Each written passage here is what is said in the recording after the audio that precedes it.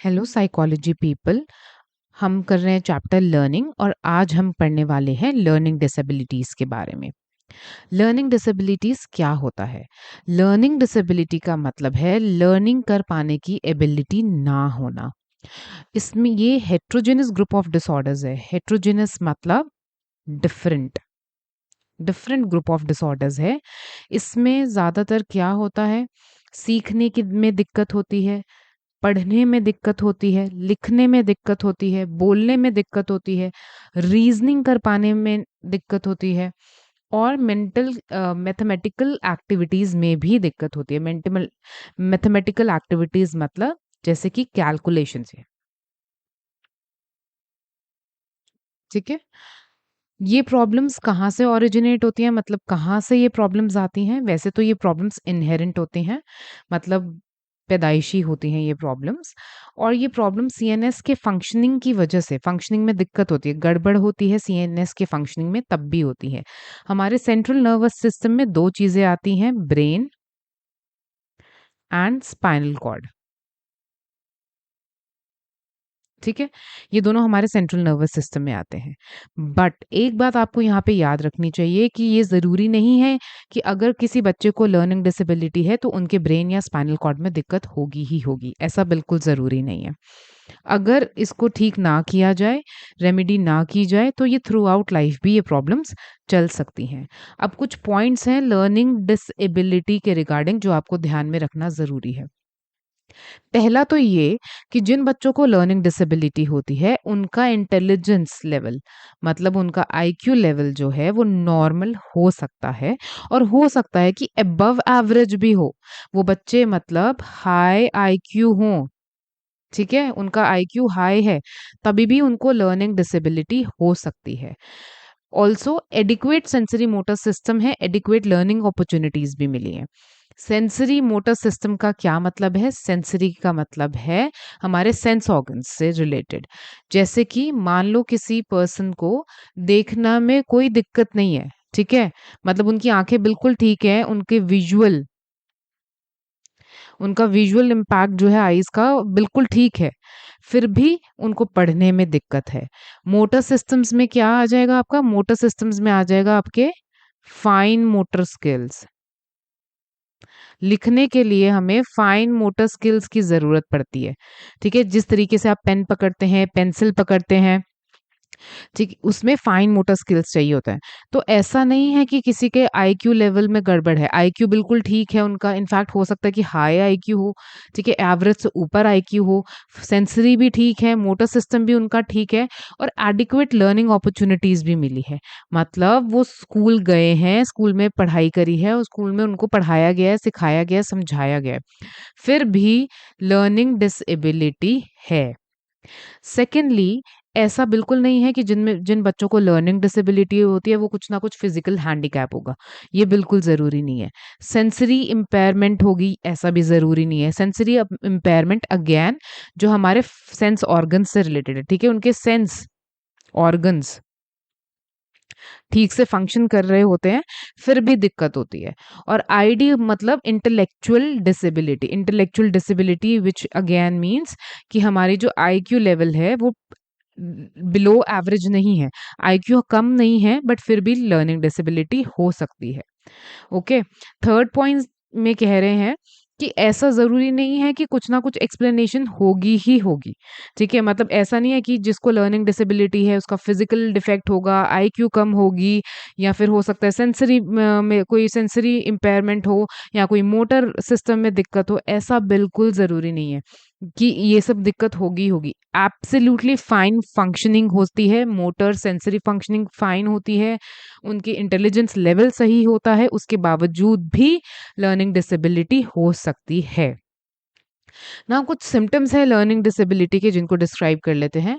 For example, difficulty in writing letters, letters लिखने में दिक्कत होती है, वर्ड्स लिखने में दिक्कत हो सकती है।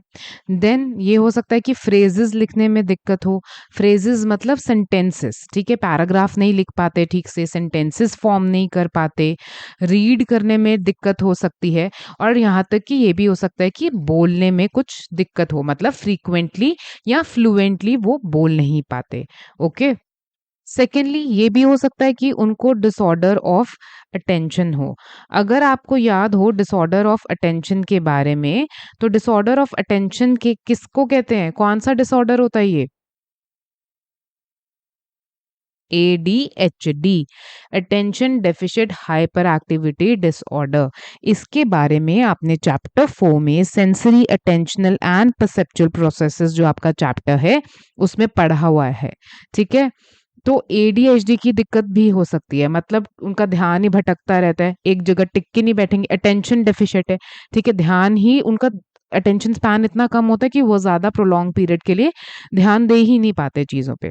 और हाइपर एक्टिविटी का क्या मतलब होता है कि टिक के नहीं बैठ सकते। एक होता है कि बच्चा अपनी एज के हिसाब से थोड़ा चंचल है, थोड़े बच्चे ऑब्वियसली स्टार्टिंग में टिक के नहीं बैठते हैं, बट ये बच्चों को डिसऑर्डर होता है, प्रॉपर ADHD डिसऑर्डर होता है, डायग्नोस्ड किया हुआ, एक क्लिनिकल साइकोलॉजिस्ट इनको डायग्नोसिस देता है।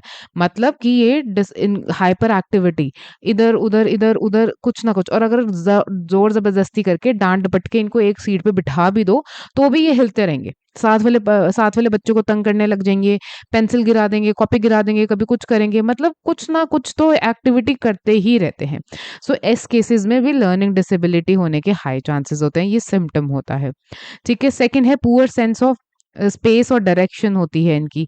मतलब अगर आप उनको डायरेक्शन दे रहे हो, यहाँ मुड़ना है, फिर ऐसे मुड़ना है, फिर सीधा जाना है, फिर मुड़ना है, तो इनको ये डायरेक्शन समझ नहीं आती।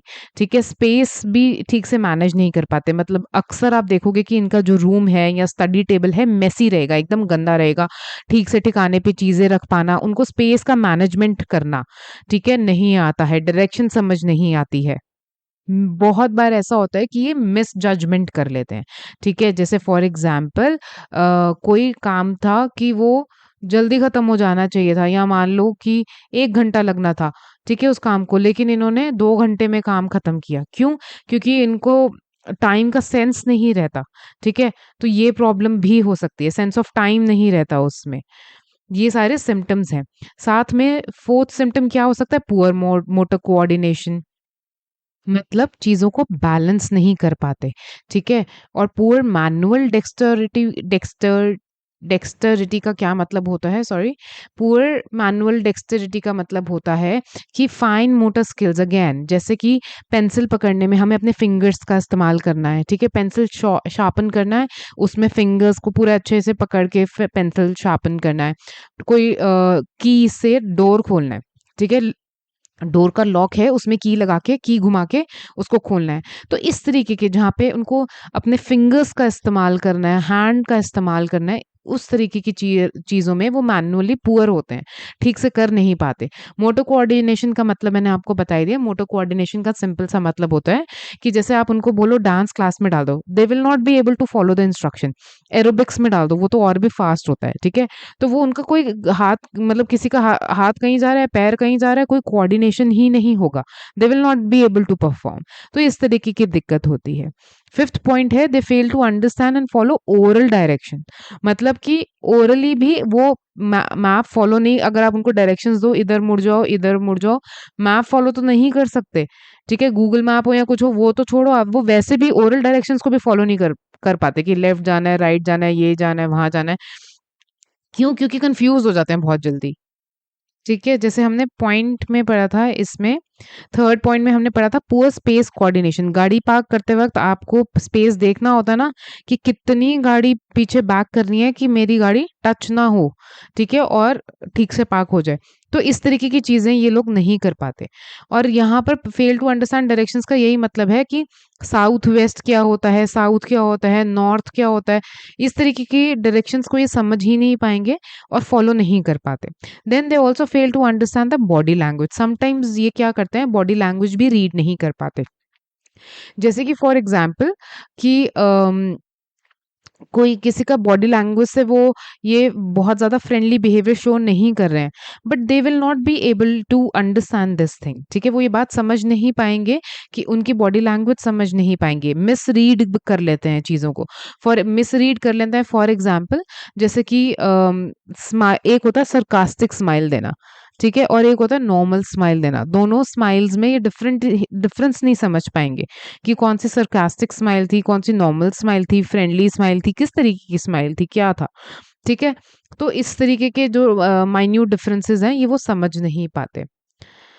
सेवेंथ पॉइंट है usually show perceptual disorders. Perceptual disorders कौन से होते हैं? जब हम ठीक से चीज़ों को परसीव नहीं कर पाते।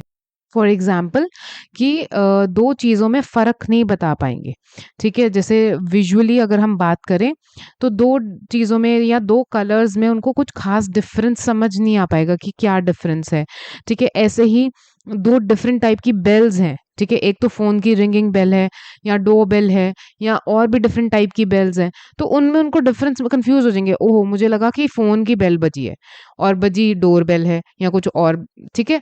तो इस तरीके के कन्फ्यूजन्स हो जाते हैं, उनको कंफ्यूज रहते हैं। और परसेप्चुअल डिसऑर्डर का सिंपल सा मतलब है कि हम ठीक से चीज़ों को परसीव नहीं कर रहे। और परसीव कैसे करते हैं? हम अपनी 5 सेंसेस से, तो उसमें दिक्कत होता है, ठीक है? और ऐसे ही होता है आपका काइनेस्थेटिक। काइनेस्थेटिक मतलब कि इसमें अगेन मूवमेंट आ जाते हैं, ठीक है? कि ठीक से परसीव नहीं कर पाते। हाथ कहीं जा रहा है और बोल रहे हैं कि लेफ्ट मुड़ना है और हाथ दिखा रहे हैं राइट को। मतलब इस तरीके की छोटी-छोटी सिली मिस्टेक्स और सिली चीज़ें जो हैं वो होती हैं। Have dyslexia. डिस्लेक्सिया क्या होता है? Reading in difficulty in reading. Read करने में जब दिक्कत होती है उसको डिस्लेक्सिया बोलते हैं, ठीक है? मतलब ठीक से रीड नहीं कर पाते वर्ड्स। और इनका जो सॉल्यूशन है, what is the solution to this? Solution ये है कि इनकी रेमेडियल टीचिंग्स होती हैं। आपके स्कूल में भी कोई ना कोई डेफिनेटली मैम होगी जिन्होंने बीएड स्पेशल एजुकेशन में किया होगा, ठीक है? ऐसे जो टीचर्स होते हैं वो लर्निंग डिसेबिलिटी जिन बच्चों को होती है उन नीड्स को कैटर करते हैं, क्योंकि इनको एक डिफरेंट स्ट्रैटेजी चाहिए होती है, डिफरेंट प्लान चाहिए होता है। अगर आपको तारे ज़मीं पे मूवी याद हो तो आपको याद होगा कि उसमें एंड में उसको जो आमिर खान बच्चे को पढ़ाना सिखा रहा होता है, कैसे वो एक बॉक्स होता है रेत का, ठीक है? उसमें 8 बनाना सिखाता है, बी बनाना सिखाता है, क्योंकि ये बच्चे बी में डी में कन्फ्यूज़ हो जाते हैं, पी में क्यू में कन्फ्यूज़ हो जाते हैं। तो इनके लिए डिफरेंट टीचिंग मेथड्स हमें यूज़ करने पड़ते हैं, डिफरेंट प्लान बनाना पड़ता है, ताकि इनकी सेंसरी मोटर जो या विजुअल जो भी है, इनको थोड़ा-सा ठीक हो, इनको समझ आने लगें चीज़ें। इनकी एक्सरसाइज़ेज़ डिफरेंट होती हैं, हैंड्स की एक्सरसाइज़ कराते हैं जिसमें फाइन मोटर स्किल्स इम्प्रूव हों, तो बहुत सारी डिफरेंट चीज़ें होती हैं। तो इनके सॉल्यूशन क्या होता है? इनका सॉल्यूशन यही है कि डिफरेंट टीचिंग मेथड्स होते हैं, जिनको रेमेडियल टीचिंग मेथड्स बोलते हैं, ठीक है? इनकी स्पेशल क्लासेस स्कूल में भी लगती हैं और घर पे भी स्पेशल एजुकेटर जो हैं इनको पढ़ाते हैं। और इनके लिए डिफरेंट लर्निंग स्ट्रैटेजीज़ बनाई जाती हैं, डिफरेंट लर्निंग प्लान्स बनाए जाते हैं। ठीक है? ये था आपका आज का टॉपिक और इसके साथ ये चैप्टर खत्म होता है। I hope you like this video. अगर आपको समझ आया है तो do give me a thumbs up so that I get to know कि आपको समझ आया है। आप मेरे को कमेंट सेक्शन में भी बता सकते हैं कि आपको क्या कैसा लगा video. Plus you must subscribe this channel, क्योंकि इस चैनल पे आपका 11th 12th का सारा कंटेंट आएगा। तो अगर आप इस तरीके की वीडियोस देखना चाहते हैं, पढ़ना चाहते हैं, समझना चाहते हैं, तो आप चैनल को सब्सक्राइब ज़रूर करें। Thank you so much. Keep learning, keep revising. Bye.